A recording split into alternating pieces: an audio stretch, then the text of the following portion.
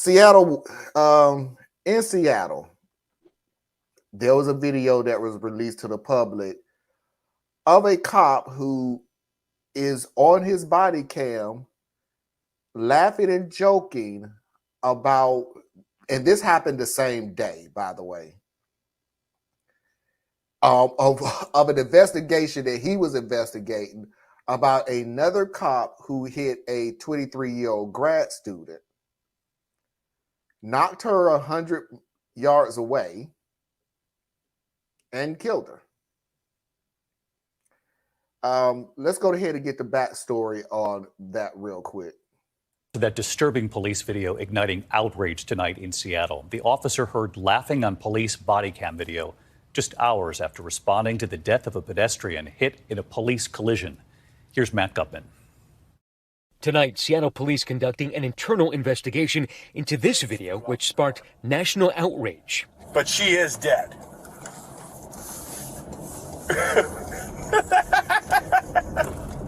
Body camera video capturing Officer Dan Otterer on the phone with his union president laughing at the fatal police-involved collision that killed graduate student Janavi Kandula. The officer, heard laughing, had responded to the collision just hours earlier. Police say it was a different officer's cruiser that struck the victim while she was walking across the street, while that officer was responding to a medical emergency. The officer, who was later heard laughing, responding to the scene. Yeah, just write a check. Just, yeah, $11,000. She was 26 anyway. She had limited value. She was actually only 23 years old. The incident report concludes that the offending officer slammed into Kandula at over 60 miles an hour. Her body tossed over 100 feet. I mean, he's going 50. That's not out of control. That's not reckless for a trained driver. 8 months after the January incident, Seattle police releasing the video after they say a department employee became concerned about the nature of the statements heard on the video and escalated their concerns through their chain of command. In a statement, David, the victim's family saying that they've been left with an unfillable void and that every life is invaluable. Now, the union for that officer saying that video lacked context. So before we even make our first comment about it, because I think that gave it an injustice of the video itself. So let's play the video of what was said. Keep this in mind that this is only 30 seconds of the video. Only 30 seconds. I don't think she was thrown 40 feet either. I think she went up on the hood, hit the windshield, then when he hit the brakes, flew off the car. But she is dead.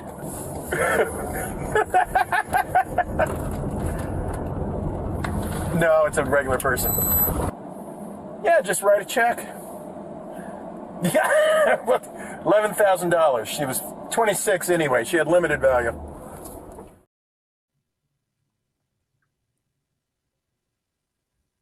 Theas, I'm gonna go ahead and let you go first because you was making some good points before we went on air, and I agree with it. I don't even remember the points I was making, but I'll make some more. So what I need people to do is focus on things beyond what's put in front of your face. You know, I hope this does trouble people, because it's a troubling thing. Okay. But at the end of the day, this was an accident, which happens because of the reckless authority and freedoms that we give. Now that some of y'all give to law enforcement. They get to speed when they want to speed. They're supposed to have the lights on, but it's not really a rule or a law. It's just what it is, you know. So you speed, odds go up that you're gonna hit somebody or hit something. You know, one of the number one causes for a police officer deaths is being killed in their car from speed.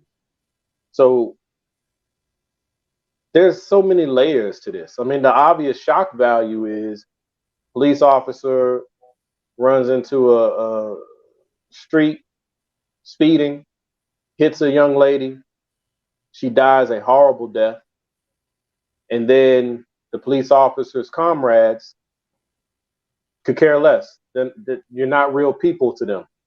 So they're able to laugh about it and joke about it. And such is their callousness, such is their depravity, that nothing was going to come of this. So someone else in the system became so disgusted that they leaked it out. So there's a lot of failures in this thing. And I don't know, I'm not really up for the full diagnosis of all of that, because at the end of the day, I don't trust the police. I see them as a gang. They're a criminal organization. The only thing that makes them legal is that they have a badge. They do all the same things that the people that they supposedly are trying to stop. They lie, they extort, they abuse, they enforce their power through threat of violence and death. They will harm their own. They will harm the outside.